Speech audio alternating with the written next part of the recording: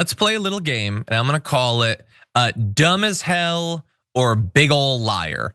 And so it comes out of Donald Trump. There's this report that one of the worst effects, not side effects, one of the worst intentional effects of this big budget bill, the cutting of 10, 11, 12, 13 million people from Medicaid. Well, Donald Trump doesn't even know about that, which is either a very strange thing to not understand as the chief champion for it, or just a lie that he's telling. And so let's talk about what this reporting says. So Trump apparently still doesn't seem to have a firm grasp about what his signature legislation achievement does. According to 3 sources with direct knowledge of the comments, the president told Republicans at a meeting that there are 3 things Congress shouldn't touch if they want to win elections: Medicaid, Medicare, and Social Security. But we're touching Medicaid in this bill, one member responded to Trump, according to the 3 sources. Asked for comment, White House spokesperson Abigail Jackson told Notice, this news organization, that President Trump's reconciliation bill takes decisive action to protect Medicaid for generations to come by limiting waste, fraud, blues, blah, blah, blah, blah, blah, blah, blah. But according to those sources, Trump did not know that people were going to be kicked off of Medicaid, which, I mean, Brett, what is that? 50%, 70%, 90% of the public conversation about this bill has been how many people are going to be kicked off of it, with the rest probably being the massive amount that he's gonna jack up the national debt. But he's apparently no idea that that's in that, which either makes him either as mentally compromised as we have learned Joe Biden was, or that he's lying so that he can claim, well, I never knew that it would have this effect. What do you think?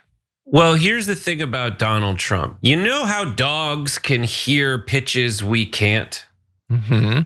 Dogs are poor people, and Donald Trump and humans are like Donald Trump, right? He has been rich for so long. And then another way to look is like there's the light spectrum goes off into ultraviolet, which we can't see, and infrared, which you can't see. Trump's visible spectrum is just stuff that affects rich people. When it comes to Medicaid, he can't see it, he can't fathom it, he can't register it, he can't understand it. It doesn't look like anything to him.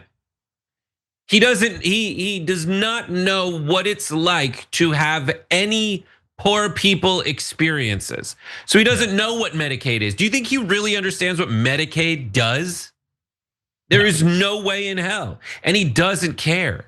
I think he's a liar, but in a very specific way. He says we're not, or I don't think he's stupid or a liar. I just think he doesn't have the capacity to even care. He's just pathological. He just knows he can, he says, he knows what the winning argument is, which is to say, we're giving you 1,000 pounds of candy and there's no stomach ache. The stomach ache is a literal one for people on Medicaid who need that service to not die and or not go bankrupt. And he's cutting it, and he doesn't know, he doesn't care. It's bad either way you look at it. He definitely doesn't care. I think that he knows, but again, he doesn't write it to memory in the way that we would because he doesn't think that it's an interesting piece of information. And him being this disconnected from the real world and what real people's lives are like is obvious. What's amazing is that his voters don't see it.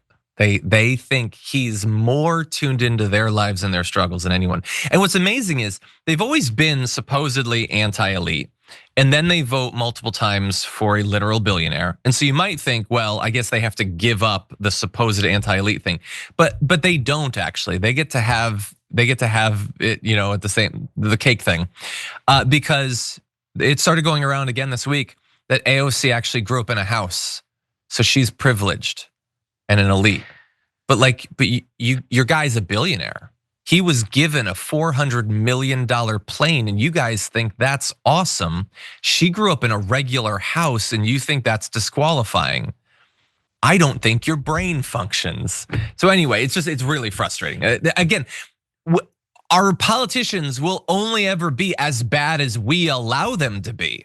And sometimes we can be surprised. You can vote for a person, it turns out they're worse than you thought, a Kirsten Sinema, Fetterman, or something like that.